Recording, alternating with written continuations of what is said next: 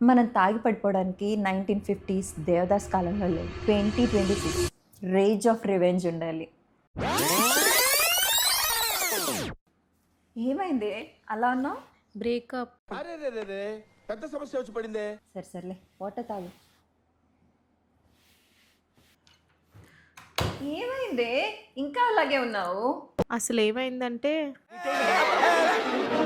ఏదైనా ఒక విషయం సగం వింటానికే చిరాకు నాకు. వాటర్ తాగు. ఇదేంటి ఫేస్ వాష్ చేసుకొని వచ్చి మరి ఇంత ఎండలో కూర్చొని ఏడుస్తున్నావు? ప్రతిసారి దీనింటి ఏమిట్రా? ఇంకా డిహైడ్రేట్ అవడానిక? ఇదిగో వాటర్ తాగు. ఇంకా డిహైడ్రేట్ అవ్వదు, కింద కూర్చొని మాట్లాడుకుందాం రండి. డీహైడ్రేషన్ వల్ల యాంగ్జైటీ, ఫెటిగ్, టెన్షన్, ఇది కాకుండా కార్టిసాల్ స్పైక్ ఉంటుంది, అలర్ట్నెస్, కాగ్నిటివ్ ఫంక్షన్ కూడా తగ్గిపోతుంది. ఇది నేను చెప్పిన మాటలు కాదు. 2012లో ఆర్మ్స్ట్రాంగ్ గ్రూప్ వాళ్ళు చేసిన ఒక రీసెర్చ్ స్టడీ.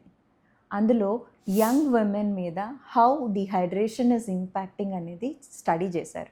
ఆ స్టడీ ప్రకారం ప్రూవ్ అయింది ఏంటంటే even mild dehydration can cause anxiety, fatigue and mood swings అట. అర్థమైందా? మనం ఏమన్నా 1950s దేవదాస్ కాలంలో ఉన్నామా? 2026లో ఉన్నాం.